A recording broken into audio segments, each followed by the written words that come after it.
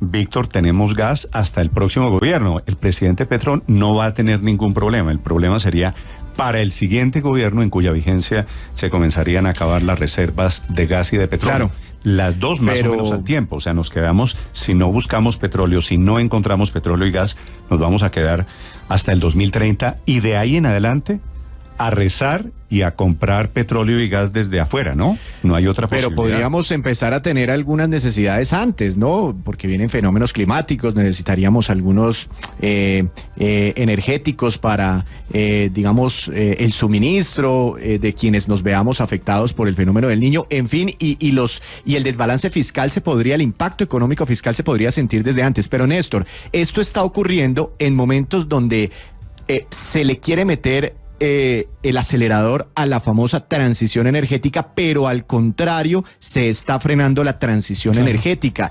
En el Colombia suspendió indefinitivamente, y esa es otra gran noticia, un proyecto, uno de los más importantes, un proyecto clave para la transición, muy pésima, y es el proyecto eólico Windpeshi en La Guajira, por unos bloqueos con comunidades, por problemas con comunidades. En él dice, yo no voy más, hasta aquí dejo el proyecto. Era un proyecto muy importante de generación eólica, a partir del viento. Ahora, generar energía, Víctor, muy limpio. La causa de por qué se suspende ese proyecto, lo bloquearon comunidades de Manaure y de esa zona de La Guajira. Sí, señor.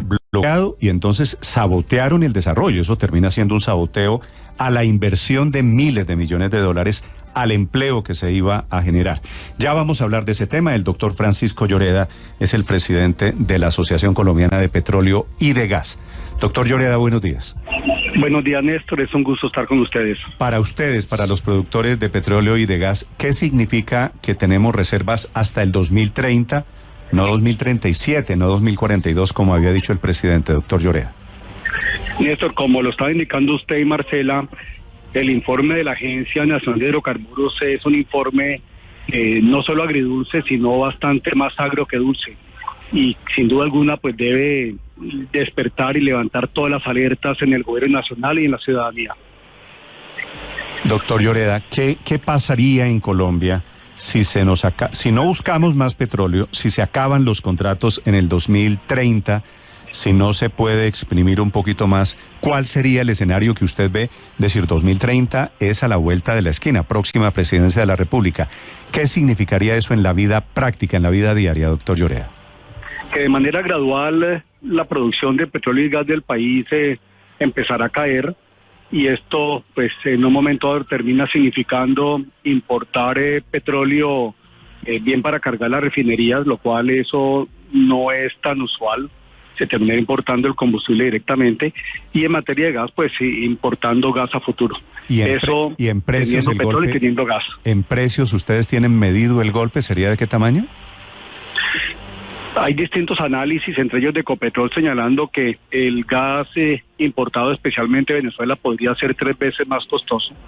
Entonces, pues de ahí la importancia de este informe, que como ustedes lo indicaban, pues lo que señala es que hay una caída en las reservas probadas de gas del 11%, y se mantiene ligeramente las reservas probadas de petróleo, pero esto, Néstor, con un ingrediente, y es que el año pasado el precio del petróleo y su equivalente en gas estuvo en $100 el barril, y cuando el precio del petróleo es más alto, es más factible ir por un petróleo y un gas más costoso. Entonces, lo que todos esperábamos, y yo creo que el gobierno, era un leve incremento o un mayor incremento en las reservas de petróleo y gas, y pues la realidad termina mostrando que no es así, que la verdad es las reservas se han ido agotando, lo que debería conducir al gobierno a reflexionar sobre la política petrolera y de gas que tiene para Colombia. Doctor Lloreda, la ministra de Minas y Energía, Irene Vélez, tiene la esperanza puesta en una tecnología que ella llama el recobro mejorado, con lo que buscaría, a través de ciertas técnicas, sacar más petróleo, no sé si lo estoy entendiendo bien, de los actuales contratos. ¿En qué consiste el recobro mejorado? Alguien alguna vez me explicaba que para lograr eso se necesitaba más agua. Yo en ese momento quedé con inyectar más agua a los campos petroleros. En ese momento quedé con la duda de si es una técnica más contaminante que la técnica tradicional. Muy buena pregunta. Existen como tres mecanismos para la extracción del petróleo.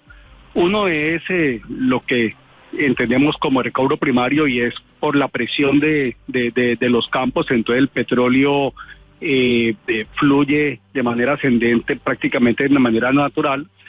Lo otro es el recobro secundario, que es lo que realmente tenemos en Colombia, y es que ese petróleo no fluye de manera natural y es necesario ayudarle a que salga. Es como, recordemos, la leche condensada, la lechera, que uno necesita abrirle 2 huequitos y con un clavo era para que le entre aire por un lado y salga la lechera por el otro. Entonces, y esa es la técnica que se utiliza realmente en los campos maduros en Colombia. Y la otra es el recobro terciario, donde está el recobro mejorado, y es utilizar otros tipos de tecnologías, gases, agua, que es más costoso, por supuesto, para tratar de sacar el remanente que hay.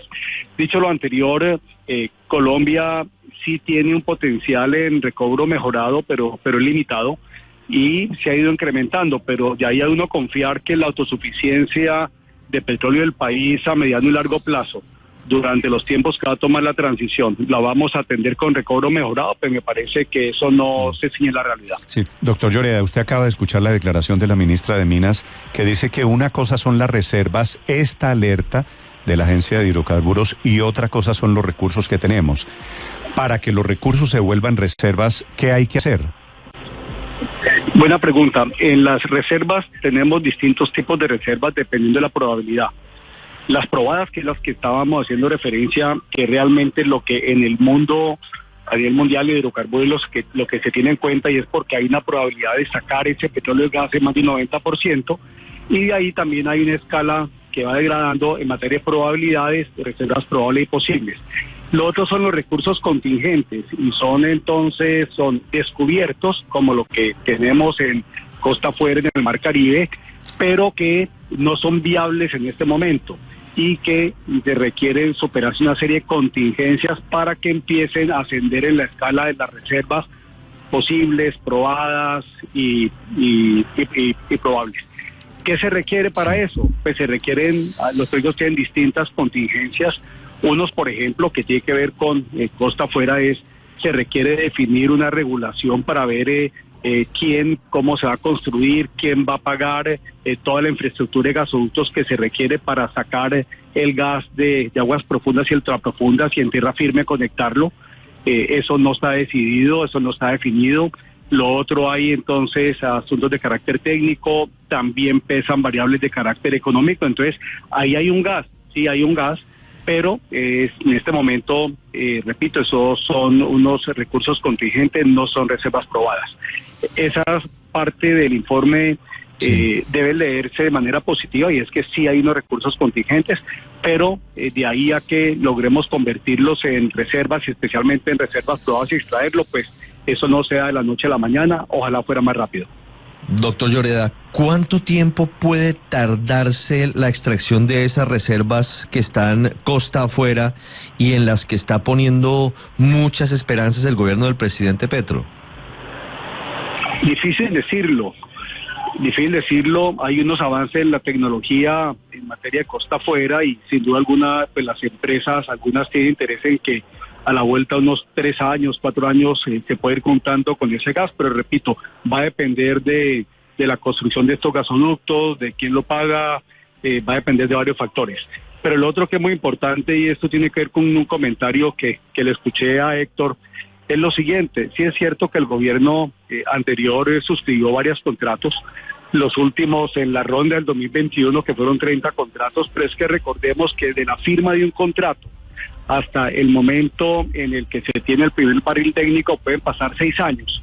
Entonces es prematuro tener conocimiento sobre el resultado de esos contratos exploratorios que se firmaron en el gobierno anterior. Pero Héctor va más allá y dice que no está probado que tengamos ni petróleo ni gas.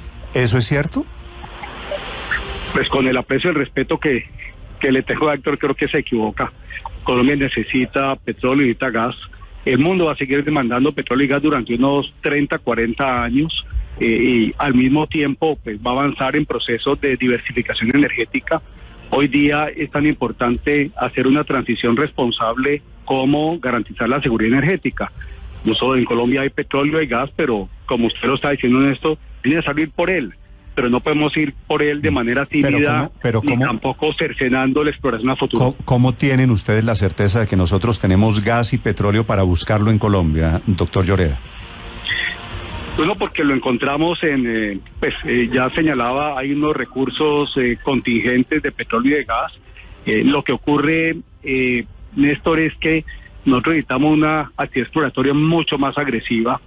Nosotros con promedios de 40, 50 pozos exploratorios al año no vamos para ninguna parte.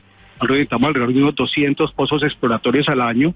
Y este año pues ya están cayendo el uso de los taladros. Entonces lo que nosotros necesitamos sin duda alguna, es impulsar los contratos existentes. En eso el gobierno está comprometido. Eso tampoco es como soplar, inflar botellas. Hay consultas previas, hay trámites de licencias, hay bloqueos permanentes en las vías, la situación de seguridad se ha enrarecido. Entonces, incluso sacar adelante los contratos existentes es bien exigente. Es importante, sí, eso lo ha dicho el gobierno de la ministra, ver cómo logramos solucionar las contingencias para ver si esos recursos de gas los convertimos en reservas para el país, pero no podemos ahí cruzarnos de brazos.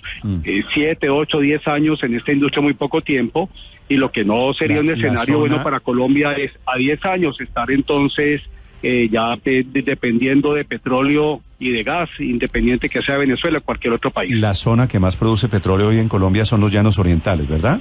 Así es. Sí. El grueso de la producción está en los llanos orientales y el grueso de la exploración de gas está en la costa caribe. Si de usted dependiera, la zona en donde deberíamos buscar más petróleo son los llanos orientales. Eso, sí, de por mí dependería, no solo estaría explorando más en los llanos en busca de petróleo, en la cuenca de la Orinoquía, en los Santanderes, buscando petróleo y buscando gas en el Caribe, costa afuera, desarrollando los yacimientos no convencionales, utilizando la técnica del fracking, es decir, buscando una diversificación en la búsqueda de petróleo y gas, porque lo que no tiene sentido es nosotros dirigirnos hacia un iceberg, hacia un témpano de hielo como si fuéramos el Titanic, no a propósito adrede cuando lo podríamos esquivar. Doctor Lloreda, gracias por acompañarnos esta mañana, le deseo feliz día. Muchas gracias a ustedes. Blue, la alternativa.